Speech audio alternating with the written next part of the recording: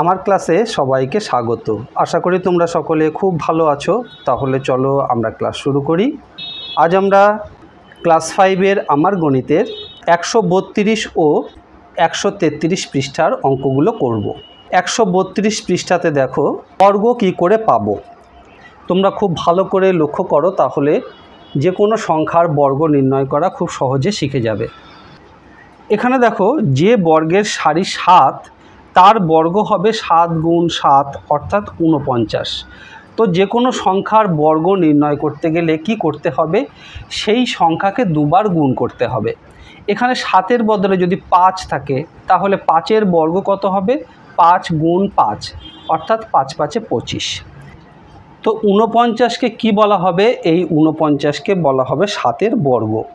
49কে আবার এইভাবেও কিন্তু লেখা যাবে, 7-এর মাথায় একটি ছোট্ট 2 লিখে।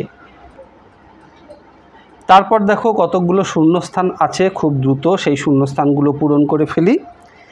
3-এর মাথায় এইরকম ছোট্ট 2 অর্থাৎ 3 স্কোয়ার সমান কি 3 গুণ 3, 3 গুণ 3 সমান 9।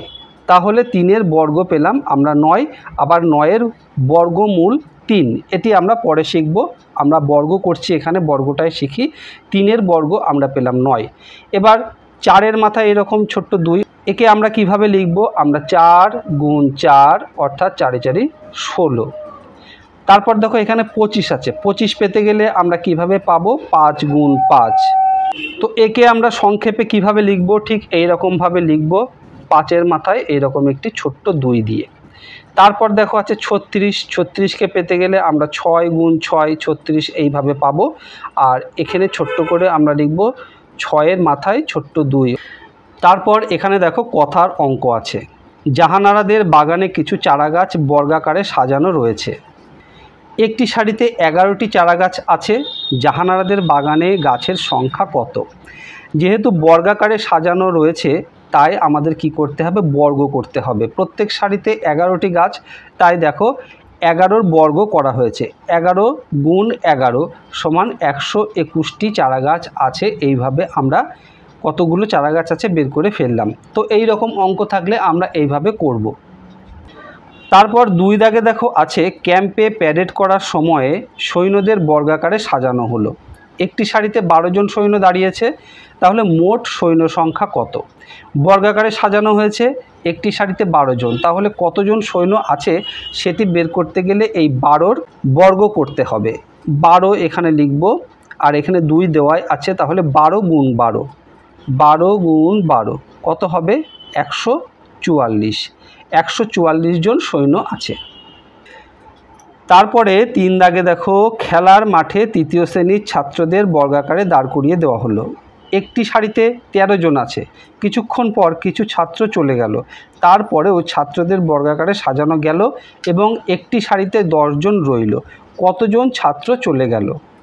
এটি আমাদের কাছে প্রশ্ন। আমাদের এই অঙ্কটি করতে গেলে কি করতে হবে, দেখো প্রথমে 13 জন একটি সারিতে ছিল, বর্গাকারে সাজানো হলে কতজন ছাত্র ছিল বের করতে গেলে এই 13-র বর্গ করতে হবে। তো 13-র বর্গ করলে আমরা পাবো 13 গুণ 13 সমান 169। প্রথমে যখন প্রত্যেক সারিতে 13 জন করে দাঁড় করানো হয়েছিল তখন ছাত্র সংখ্যা ছিল 169 জন।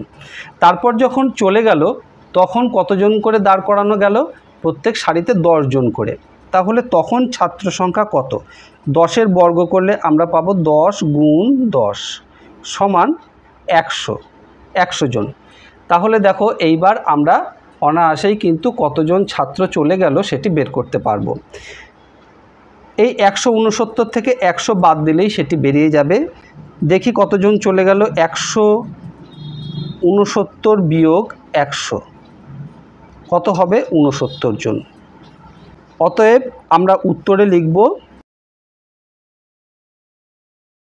69 জন ছাত্র চলে গেল।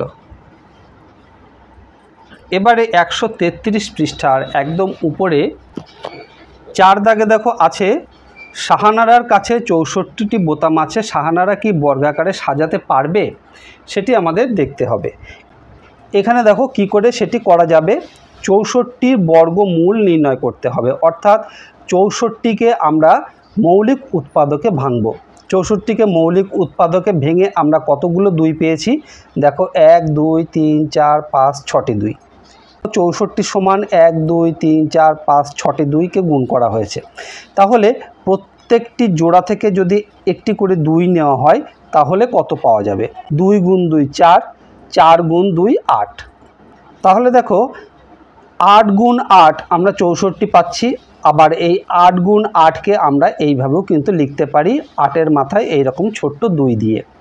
তাহলে আমরা বুঝতে পারছি 64কে কিন্তু আমরা বর্গাকারে সাজাতে পারবো। তার পরের অঙ্কটিতে দেখো আছে, মারিয়া কি 81টা বোতামকে বর্গাকারে সাজাতে পারবে? যদি পারে একটি সারিতে কতগুলো বোতাম থাকবে? আগের অঙ্কের মতোই আমরা একইভাবে 81কে ভাঙব। 81কে মৌলিক উৎপাদকে ভাঙলে কি কি পাবো দেখো, প্রথমে 3 দিয়ে যদি ভাগ করি কত? 27 পাবো। 27কে যদি আবার 3 দিয়ে ভাঙি 9 পাবো। 9কে 3 দিয়ে ভাগ করলে আবার 3 পাবো। আবার এখানে যদি আমরা 3কে 3 দিয়ে ভাঙি তাহলে 1 পাবো। তাহলে কতগুলো 3 পেলাম দেখো, 4টে 3। 3 গুণ 3 গুণ 3 গুণ 3। প্রত্যেকটি জোড়া থেকে যদি আমরা একটি করে 3 নিই, কটি 3 পাবো? 3 গুণ 3 সমান কত হবে? 9। এই 9 হলো 81-র বর্গমূল। অর্থাৎ 9কে যদি আমরা 9 দিয়ে গুণ করি তাহলে আমরা 81 পাবো। এইটিকে আবার এইভাবেও লেখা যায়, 9 গুণ 9। দেখো 3 গুণ 3 9, আবার 3 গুণ 3 9, তাই এইভাবেও লেখা যায়। আবার একে আমরা এইভাবেও লিখতে পারি, এটি হলো 2। তাহলে আমরা 81কে এইভাবে লিখতে পারি, এইভাবেও লিখতে পারি, কিন্তু মূল বিষয় হলো 81-র রুট অর্থাৎ বর্গমূল হলো 9। তাহলে আমাদের কাছে যে প্রশ্নটি করা হয়েছিল, 81টা বোতামকে কি বর্গাকারে সাজাতে পারবে? নিশ্চয়ই পারবে, যেহেতু এটি মিলে গেছে তাই 81কে বর্গাকারে সাজানো যাবে।